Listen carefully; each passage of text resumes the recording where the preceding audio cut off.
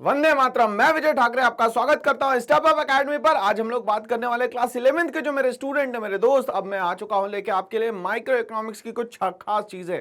अब यहाँ पे कुछ खास में क्या है, आज यहाँ पे हम लोग पढ़ने वाले हैं दोस्तों ट्रू और फॉल्स, क्योंकि एग्जाम में ये एक एक मार्क्स, ये एक एक स्टेप हम लोगों को सक्सेस की तरफ ले जाएगी। हमें पता है कि छोटे छोटे मार्क्स इकट्ठा करके ही हम लोग 100% मार्क्स लेके आ पाएंगे। तो मैं लेके आया हूं आपके लिए आज ट्रू और फॉल्स की कहानी। बट ट्रू और फॉल्स में कहानी कैसी है यहाँ पे ध्यान से समझिएगा। ट्रू और फॉल्स विद रीजन है। अगर आप किसी क्वेश्चन का आंसर ट्रू दे रहे हैं तो उसके पीछे भी रीजन होना चाहिए, और अगर फॉल्स दे रहे हैं तो भी उसके पीछे कोई ना कोई रीजन होना चाहिए। तो बेसिक कॉन्सेप्ट क्या कहता है कि अगर आपने थ्रू आउट द ईयर सही से पढ़ाई करी तो क्लास 11th का रिजल्ट एट द एंड बहुत अच्छा आएगा। ऐसे ही हम लोगों को यूनिट टेस्ट में, पीरियोडिक्स में पूरी मेहनत करनी है। ये मान लें कि ये फाइनल एग्जामिनेशन है हमारा, तो यहाँ पे हम लोग हर चीज की बात करेंगे कॉन्सेप्ट के साथ। कॉन्सेप्ट हम लोगों को समझना जरूरी है। अगर कॉन्सेप्ट समझ में आ गया तो फिर आंसर देना बहुत आसान रहेगा, बट अगर कॉन्सेप्ट समझ में नहीं आया तो आंसर देना यहाँ पे बहुत ही डिफिकल्ट हो जाएगा दोस्तों। तो चलिए आज का हमारा सेशन स्टार्ट करते हैं दोस्तों, और सेशन का नाम है भाई ट्रू और फॉल्स विद अ रीजन। चलिए हम लोग क्वेश्चंस पे आते हैं। सबसे पहला क्वेश्चन जो है, economic problem and scarcity of resources are not related to each other. Economic problem जो है और जो स्कैरसिटी है वो एक दूसरे से बिल्कुल भी रिलेटेड नहीं है, ये इन लोगों ने यहां पे कहा है। क्या ये सही है या ये गलत है? तो मेरे हिसाब से तो ये गलत है, क्योंकि इकोनॉमिक प्रॉब्लम भी बहुत सारे कारणों से हो सकती है, बट मेन जो 3 कारण है वो ये कुछ इस तरीके से रहते हैं कि हमारी जो वांट्स है, ह्यूमन वांट्स जो है वो हमेशा अनलिमिटेड रहती है। इसको फुलफिल करना बहुत ही डिफिकल्ट काम है। दूसरा, यहाँ पे ये जो है रिसोर्सेस हमारे पास वो बहुत ही लिमिटेड है। मतलब यहाँ डिमांड कंटिन्यूअसली बढ़ती चली जा रही है रिसोर्सेस की, बट कहीं ना कहीं हमारी सप्लाई जो है वो बहुत ही लिमिटेड है। और तीसरा, हम लोगों की बात करें अगर यहाँ पे, तो भाई यहाँ पे हर एक रिसोर्सेस का अल्टरनेटिव यूज है। तो कहीं ना कहीं ये सारी इकोनॉमिक हमारी प्रॉब्लम्स है। अगर हम लोग central problem of an economy पे जाए तो वर्ल्ड की लेवल की प्रॉब्लम क्या है भाई? What to produce and in what quantity. Number 2 problem क्या है भाई? How to produce. And number 3 is for whom to produce. एक एक को समझने की कोशिश करें अगर हम लोग यहाँ पे, what to produce and in what quantity, क्या बनाना है और कितनी क्वांटिटी में बनाना है। तो यहाँ पे हम लोग बनाएंगे गुड्स। अब ये जो गुड्स है कितने टाइप के होते हैं सर? तो 2 टाइप के होते हैं, कंज्यूमर गुड्स और दूसरा होता है कैपिटल गुड्स। अगर किसी कंट्री ने कंज्यूमर गुड्स बहुत सारे बनाए दोस्तों तो कैपिटल गुड्स को क्या करना पड़ेगा? उससे कम करना पड़ेगा। अगर कैपिटल गुड्स उसने ज्यादा बनाया तो कंज्यूमर गुड्स क्या करना पड़ेगा दोस्तों? यहाँ पे कम करना पड़ेगा। तो यहाँ पे बैलेंस बनाना बहुत जरूरी है। हाउ टू प्रोड्यूस की अगर हम लोग बात करते हैं तो हाउ टू प्रोड्यूस का मतलब होता है कैसे बनाना है। तो कैसे बनाने के लिए हमारे पास होता है तरीका, जिसको हम लोग बोलते हैं यहाँ पे टेक्निक। तो टेक्निक 2 तरीके से काम करती है। जिस कंट्री के पास अच्छा खासा पैसा है वो तो मशीन से काम करवा लेगी, जिसको बोलते हैं हम लोग कैपिटल इंटेंसिव टेक्निक। बट जिस कंट्री के पास हेविली लेबर्स अवेलेबल है और पैसा नहीं है, वो यहाँ पे लेबर इंटेंसिव टेक्निक का इस्तेमाल करने वाली है। इसी तरीके से अगर हम लोग थर्ड यूनिवर्सल प्रॉब्लम पे जाते हैं, जिसको हम लोग central problem of an economy बोल रहे हैं, वो रहेगी यहाँ पे फॉर whom टू प्रोड्यूस। इसमें on the basis of income distribution 2 part में डिवाइड किया जाता है। एक तो होता है पर्सनल डिस्ट्रीब्यूशन, जिसमें हम लोग रिच क्लास और पुअर क्लास के कोई प्रोडक्ट बनाते हैं। दूसरा यहाँ पे फंक्शनल डिस्ट्रीब्यूशन होता है, जिनको हम लोग यहाँ पे पेमेंट बांटते हैं, जो कि मेनली फैक्टर्स ऑफ प्रोडक्शन के पार्ट होते हैं। मान लेते हैं किसी ने आपको लैंड दिया है काम करने के लिए, तो उसके बदले में आप उसको दोगे रेंट। अगर कोई लेबर काम कर रहा है तो उसके बदले में उसको मिलेगा वेजेस। और अगर मान लेते हैं किसी बंदे ने अपनी कैपिटल दी है तो उसको बदले में उसको मिलेगा यहाँ पे इंटरेस्ट। और कोई बंदा अगर रिस्क लेके कोई बिजनेस स्टार्ट करता है तो उसको एंटरप्रेन्योर या तो एंटरप्राइज बोलते हैं, उसके बदले में मिलेगा यहाँ पे उसको प्रॉफिट। तो अब यहाँ पे ये जो इकोनॉमिक प्रॉब्लम है और ये जो स्कैरसिटी ऑफ रिसोर्सेज है, क्या ये एक दूसरे से रिलेटेड नहीं है? बिल्कुल एक दूसरे से रिलेटेड है। तो ये स्टेटमेंट क्या हो गई भाई? गलत हो गई। बट यहाँ जो स्कैरसिटी है, इसका मतलब क्या हुआ कि किसी भी रिसोर्सेज की अगर डिमांड ज्यादा हो जाए और मार्केट में सप्लाई कम हो जाए तो उसको कहा जाता है यहाँ पे scarcity of resources. Scarcity of resources के कारण ही कहीं ना कहीं इकोनॉमिक प्रॉब्लम जो है यहाँ कंट्री में क्रिएट होती है। तो आंसर क्या होगा दोस्तों? इसका आंसर होगा false. And what is the basic reason behind it? Economic problem arises because of scarcity. मैंने अभी आपसे कहा कि इकोनॉमिक प्रॉब्लम क्यों क्रिएट हो रही है? Just because of the scarcity of resources. अगर स्कैरसिटी ऑफ रिसोर्सेज नहीं होती तो इकोनॉमिक प्रॉब्लम कभी क्रिएट ही नहीं होती। Hence means the two are related to each other, इसीलिए दोनों जो है रिलेटेड है एक दूसरे से, यहां ये दोनों स्टेटमेंट अलग अलग नहीं है। चलिए, तो क्वेश्चन नंबर 1 का आंसर हमारा सही रहा, इसी के साथ आपको मिल जाते हैं 1 मार्क्स दोस्तों। चलिए आगे बात करते हैं, यहां पे हम लोग स्कैरसिटी एग्जिस्ट करती है, कहां एग्जिस्ट करती है भैया? Even when certain goods are available at zero price, scarcity तब भी रहेगी जब गुड्स आपके पास जीरो लेवल पे, मतलब कि जीरो प्राइस पे अवेलेबल हो। ये सही बात है या नहीं है? तो भाई स्कैरसिटी जो है डिमांड एंड सप्लाई के हिसाब से चलती है, ना कि प्राइस के हिसाब से। प्राइस जीरो होगा तब भी स्कैरसिटी यहां पे हो सकती है। तो ये बात बिल्कुल सही कही गई है। तो आंसर क्या होगा दोस्तों? इसका ट्रू आंसर होगा, जस्ट बिकॉज रीजन क्या है? Scarcity is a situation, scarcity एक ऐसी सिचुएशन है when demand for a goods, जब डिमांड किसी गुड्स का एक्सीड कर जाता है, मतलब लोग उसको ज्यादा मांगने लग जाए। जैसे फॉर एग्जांपल गर्मी में ठंडा पानी, ठंडी में गर्म चाय, तो इस तरीके से हम लोग इसको बैलेंस कर सकते हैं। It supply even at a zero price, अगर मान लेते हैं प्राइस जीरो कर भी दिया जाए तब भी यहां पे डिमांड जो है वो ज्यादा रहेगी और सप्लाई कम रहेगी। इस कॉन्सेप्ट को कहा जाएगा यहां पे स्कैरसिटी। तो प्राइस लेवल का स्कैरसिटी से बहुत ज्यादा सीधा संबंध नहीं है, लेना देना यहां पे नहीं है। चलिए अगर हम लोग बात करते हैं यहां पे नेक्स्ट क्वेश्चन की, अ फ्री मेडिसिन, अगर मान लेते हैं किसी को फ्री मेडिसिन दे रहे हो, given to the patient in a hospital, अगर पेशेंट को हॉस्पिटल में आपने फ्री मेडिसिन दे दी, is not a scarce commodity, क्या ये अपने आप में स्केयर कमोडिटी है या नहीं है, ये हमसे पूछा गया है। तो ये यहाँ पे स्केयर कमोडिटी नहीं मानी जाएगी। क्यों नहीं मानी जाएगी? तो आंसर हो गया भैया यहाँ पे फॉल्स, और आंसर का रीजन हम लोग यहाँ बताएंगे। Although medicine is available at zero price, medicine जो अवेलेबल है वो जीरो प्राइस पे अवेलेबल है, yet it is a scarce commodity, फिर भी ये स्केयर कमोडिटी है, because it involve some opportunity cost, क्योंकि यहाँ पे अपॉर्चुनिटी कॉस्ट इन्वॉल्व है। अब अपॉर्चुनिटी कॉस्ट सबसे पहले हम लोग समझे, नेक्स्ट बेस्ट फॉरगॉन को हम लोग बोलते हैं यहाँ पे अपॉर्चुनिटी कॉस्ट। मतलब अगर मान लेते हैं मेरे पास 10,000 रुपीज है और मेरे पास ऑप्शन में आता है कि मुझे लैपटॉप खरीदना है या एक टेलीविजन खरीदना है, तो दोनों को मैं एक समय पे नहीं खरीद सकता, एक टाइम पे नहीं खरीद सकता, इसीलिए दोनों में से एक चीज को मुझे छोड़ना पड़ेगा। इसी को कहा जाता है नेक्स्ट बेस्ट फॉरगॉन, मतलब कि दोनों में से एक चीज को प्रायोरिटी देना और एक चीज को छोड़ देना कहलाता है यहाँ पे अपॉर्चुनिटी कॉस्ट। क्या कहलाता है दोस्तों यहाँ पे? Opportunity cost. तो यहाँ पे जो फ्री मेडिसिन हॉस्पिटल में दी जा रही है पेशेंट्स को, कहीं ना कहीं ये अपॉर्चुनिटी कॉस्ट है, ये स्केयर कमोडिटी नहीं है। यहाँ पे आगे हम लोग बढ़ते हैं, क्वेश्चन नंबर 4 पे आते हैं। क्वेश्चन नंबर 4 क्या बोलता है भाई? लैक ऑफ स्कैरसिटी, मतलब स्कैरसिटी की जो कमी है, implies lack of economic problem. अगर स्कैरसिटी की कमी होती है यहाँ पे, तो यहाँ पे इकोनॉमिक प्रॉब्लम भी जो है वो कम हो जाएगी।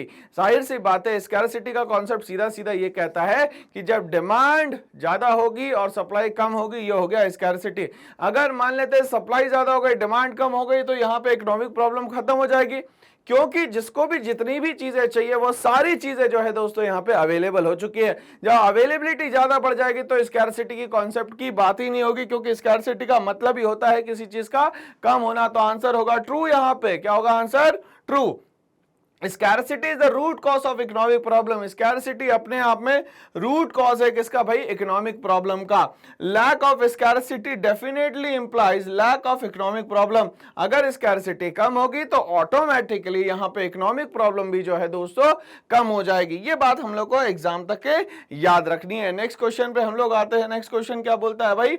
If there were no choice, अगर मान लेते हैं यहाँ पे कोई भी चॉइस नहीं है in resource allocation, resource allocation में अगर कोई भी चॉइस नहीं है, economics would not have existed, अगर यहां पे देखा जाए तो कोई चॉइस नहीं रहेगी जब रिसोर्स एलोकेशन में, तो उसी समय इकोनॉमिक्स में जो है कोई भी यहां पे बोल रहा है would not have existed, economics भी जो है यहां पे एग्जिस्ट नहीं कर पाएगी, सर्वाइव नहीं कर पाएगी। तो क्या ये सही बात है? बिल्कुल सही बात है, ट्रू होगा इसका आंसर। अब देखते हैं आंसर क्या है भैया। ट्रू है। रीजन इसको अपन लोग डिफाइन कर लेते हैं। If there were no alternative alternative, अगर मान लेते हैं अल्टरनेटिव नहीं है, अब यहाँ पे ये जो अल्टरनेटिव वर्ड यूज हो रहा है इसको हम लोग समझने की कोशिश करें। फॉर एग्जाम्पल मेरे पास है डीजल, और डीजल जो है ये कोविड के टाइम में बहुत इंपॉर्टेंट हो गया था, क्योंकि डीजल है जो कि जनरेटर्स में यूज हो रहा था, हॉस्पिटल्स में, और डीजल का यूज यहाँ पे मोटर व्हीकल्स में भी होता है, ऑटोमोबाइल सेक्टर में भी होता है। बट मैं ऑटोमोबाइल सेक्टर में अगर डीजल का यूज करता हूं तो मैं घूमने फिरने के लिए यूज करता हूं, टूर एंड टूरिज्म के लिए यूज करता हूं। बट अगर मान लेते हैं ये हॉस्पिटल में जनरेटर में यूज होता है तो ये लाइफ सेविंग का काम करेगा। तो आप पे डिपेंड करता है कि उस पर्टिकुलर रिसोर्सेस का आप कैसे यूज करते हैं। मेरे हिसाब से कोविड में यहाँ पे जो यूज होना चाहिए था डीजल का, वो सिर्फ और सिर्फ किस में होना चाहिए था, वो होना चाहिए था आपके जनरेटर जो कि हॉस्पिटल में अवेलेबल है, क्योंकि ये लाइफ सेविंग की तरह काम करेगा यहाँ पे। तो यहाँ बोल रहा है if there were no alternative, अगर मान लेते हैं जो भी रिसोर्सेस अवेलेबल है उसका अल्टरनेटिव ही अवेलेबल ना हो, ठीक है, in resource allocation there would be no economic problem. अगर यहाँ पे रिसोर्स एलोकेशन के लिए यहाँ अवेलेबिलिटी ही ना हो तो बात ही खत्म हो गई यहाँ पे दोस्तों, तो कोई इकोनॉमिक प्रॉब्लम नहीं होगी। Accordingly economics would not have existed, तो इकोनॉमिक्स यहाँ पे सर्वाइव ही नहीं कर पाएगी। क्यों? क्योंकि अल्टरनेटिव जो है आपके पास यहाँ पे अवेलेबल नहीं है। तो आंसर क्या हो गया दोस्तों? यहाँ पे ट्रू हो गया। नेक्स्ट क्वेश्चन पे हम लोग आते हैं, all resources are not equally scarce at the time, मतलब कि ऑल द टाइम अगर बोला जाए, एट द टाइम बोला जाए, मतलब कि हमेशा सारी रिसोर्सेज जो भी है वो हमेशा equally scarce, not equally scarce all the time. सारी रिसोर्सेज जितनी भी है आपके पास वो सारी जो है एक साथ कम हो जाएगी, ये तो सही बात नहीं है। बट यहां बोलता है all resources are not equally scarce all the time, सभी समय तो ऐसा नहीं हो सकता, कभी कभी वो हो सकता है अवेलेबिलिटी उसकी ज्यादा हो जाए, मतलब कि डिमांड आपकी कम हो जाए और सप्लाई ज्यादा हो जाए। जैसे ठंड के समय पानी डिमांड उतनी ज्यादा नहीं होती मगर सप्लाई एक्सेस में हो सकती है पानी की, बिल्कुल, क्योंकि रेनी सीजन जस्ट गया है, पानी की अवेलेबिलिटी अच्छी खासी हो जाएगी डैम्स में, इरिगेशन फैसिलिटीज में, तो वहां पे तो पानी एबंडेंस में रहेगा। बट जैसे ही समर सीजन में जाएंगे तो ये उल्टा हो जाएगा यहाँ पे। तो हर समय यहाँ पे कोई भी चीज स्कार्स हो ऐसा बिल्कुल भी जरूरी नहीं है। तो आंसर होगा यहाँ पे दोस्तों इसका ट्रू। अब इसका हम लोग रीजन देख लेते हैं भाई। It is possible that some resources are more scarce than the other, ये बिल्कुल सही बात है कि कोई रिसोर्स उस पर्टिकुलर टाइम पे ज्यादा स्कार्स होगी और मान लेते हैं उसके बाद टाइम पीरियड खत्म होने के बाद वो स्कार्सिटी जो है वो खत्म हो जाएगी at a point of time. In India for example labour is certainly less scarce than the capital. अब यहाँ पे क्या है भाई, लेबर इजिली अवेलेबल है क्योंकि हमारी पॉपुलेशन जो है लगभग 142 करोड़ हो चुकी है और हम लोग एक लीडिंग कंट्री है पॉपुलेशन वाइज। बट ऐसे ही हम लोगों की बात करें तो इकोनॉमी वाइज भी हमारी कंट्री जो है कंटिन्यूअसली लीडिंग एक कंट्री बन चुकी है दोस्तों। तो यहाँ पे लीडिंग कंट्री होने के कारण हमारे पास लेबर इजिली अवेलेबल है जो कि आज स्किल्ड नहीं है, अनस्किल्ड लेबर है दोस्तों यहाँ पे। तो अनस्किल्ड लेबर का एबंडेंस है हमारे पास कुछ स्टेट में, तो लेबर ही लेबर अवेलेबल है ना, ठीक है। तो यहाँ पे ये चीज समझ में आ गई कि लेबर जहां कम अवेलेबल है वहां पे लेबर इंटेंसिव टेक्निक यूज होगी और जहां पे कैपिटल अच्छा खासा वहां कैपिटल इंटेंसिव टेक्निक दोस्तों यहाँ पे यूज होगी। तो इस तरीके से हमें ये समझ में आ गया कि इंडिया में लेबर इजिली अवेलेबल है बट यहाँ पे पैसा अवेलेबल नहीं है। तो ये बात बिल्कुल सही कही गई कि हर एक टाइम पे हर चीज एकदम स्कार्स हो जाए ऐसा जरूरी बिल्कुल भी नहीं है। नेक्स्ट क्वेश्चन पे हम लोग आते हैं भाई। Problem of resource allocation would not arise if resources had no alternative users, ठीक है। अब बोल रहा है कि प्रॉब्लम ही नहीं होगी अगर अल्टरनेटिव यूजर्स ना हो। भाई अल्टरनेटिव यूजर्स तो होना चाहिए क्योंकि हमारी कंट्री में अगर अल्टरनेटिव यूजर्स नहीं होगा तो एक ही चीज में यूज करते करते करते करते उसको खत्म कर दिया जाएगा। तो यहाँ पे अल्टरनेटिव यूज तो होना ही चाहिए। आंसर है यहाँ पे ट्रू, क्योंकि क्वेश्चन क्या बोला है, problem of resource allocation would not arise, अगर यहाँ पे ये प्रॉब्लम ही अराइज नहीं होती if resources have no alternative users, problem ही नहीं होती जब अल्टरनेटिव यूजर्स नहीं होता। अल्टरनेटिव यूजर्स है, सही बात है, आंसर क्या हो गया यहाँ पे ट्रू हो गया। Problem of resource allocation arises because resources have alternative users, हमारे यहाँ रिसोर्सेज का हमेशा अल्टरनेटिव यूज होगा, मतलब उसका हम लोग मल्टीपल यूज यहाँ पे कर सकते हैं। Where is the problem if a piece of land can only be use for the production of rice, अगर मान लेते हैं उस पीस ऑफ लैंड को सिर्फ प्रोडक्शन ऑफ राइस में आप यूज करें तो प्रॉब्लम है ही नहीं, क्योंकि वहां पे ना वीट लगाना है ना तो पैडी ना तो और कुछ लगाना है, यहाँ पर सिर्फ एक ही चीज लगानी है, तो प्रॉब्लम सॉल्व हो गई यहाँ पे। क्यों? क्योंकि अल्टरनेटिव ही नहीं है आपके पास। Grow, rise and relax, rise लगाओ, खुश हो जाओ, ये इन लोगों ने कहा है यहाँ पे। बिल्कुल सही बात करिए कि अगर मान लेते हैं रिसोर्स एलोकेशन की प्रॉब्लम है तो वो अल्टरनेटिव यूजेस के कारण, अल्टरनेटिव यूजेस अगर खत्म कर देंगे तो रिसोर्स एलोकेशन की प्रॉब्लम जो है वो यहाँ पे समाप्त हो जाएगी, यहाँ पे इसकी जरूरत नहीं पड़ेगी। चलिए आगे बात करते हैं नेक्स्ट क्वेश्चन की। हम लोग यहाँ पे positive statement are the statement of truth. अब ये पॉजिटिव स्टेटमेंट या हम लोग यहाँ पे पॉजिटिव इकोनॉमिक्स की बात करें तो वो सारी चीजें जो 100% आपको आज दिख रही है, ग्राउंड लेवल पे समझ में आ रही है, किस तरीके से कंट्री काम कर रही है, किस हिसाब से प्रोडक्शन हो रहा है, गुड्स एंड सर्विसेज प्रोड्यूस की जा रही है, ये सब चीजें पॉजिटिव स्टेटमेंट में आती है। और या तो हम लोग बोल सकते हैं यहाँ पे ये सारी पॉजिटिव इकोनॉमिक्स का पार्ट है। बट क्वेश्चन में बोलता है positive statement are the statement of truth. क्या ये स्टेटमेंट ऑफ ट्रुथ है? ये जरूरी है? बिल्कुल भी नहीं है। तो आंसर क्या होगा दोस्तों? यहाँ पे इसका आंसर होगा फॉल्स। रीजन से हम लोग इसको और क्लियर करेंगे। यहाँ पे positive statement are not the statement of truth. Positive statement may be truth और फॉल्स। या तो ये यहाँ पे ट्रू हो सकता है या तो यहाँ पे फॉल्स हो सकता है। या तो ये ट्रुथ की बात कर रहा है, मतलब सही की चीजों की बात कर रहा है, सच्चाई की बात कर रहा है, या तो ये गलत चीजों की बात कर रहा है। बट यहाँ पे पॉजिटिव स्टेटमेंट दोनों ही हो सकते हैं, ट्रू भी हो सकता है, फॉल्स भी हो सकता है, ट्रुथ भी हो सकता है, या यहाँ पे ये फॉल्स भी हो सकता है। One can verify statement are true और फॉल्स। अब इंसान पे डिपेंड करता है कि वो बंदा वेरीफाई करे इसको कि उसके हिसाब से ये चीज सही है या उसके हिसाब से ये चीज यहाँ पे गलत है। तो ये बंदे पे डिपेंड करता है कि सही होना चाहिए या गलत होना चाहिए। ओके, आगे हम लोग बढ़ते हैं यहाँ पे। अ नॉर्मेटिव स्टेटमेंट ऑफर सजेशन और ऑप्शंस। एक नॉर्मेटिव जो स्टेटमेंट है वो ऑफर करता है सजेशंस और ऑप्शन। क्या ये सही बात है? बिल्कुल सही बात है। नॉर्मेटिव का मतलब होता है ought to be, सोचा जाए कि ऐसा हो जाए, सोचा जाए कि ऐसा कर सकते हैं। बट ग्राउंड लेवल पे वो हो या ना हो ये सब ही सेकेंडरी मैटर है।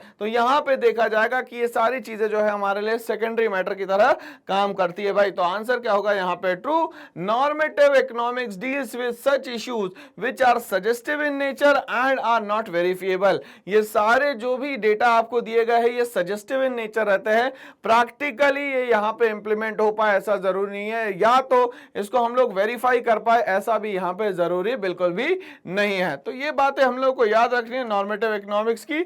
लास्ट हम लोग क्वेश्चन पे आते हैं। It is a positive statement, ये बोला जाता है कि एक पॉजिटिव स्टेटमेंट है that Virat Kohli is a good batsman.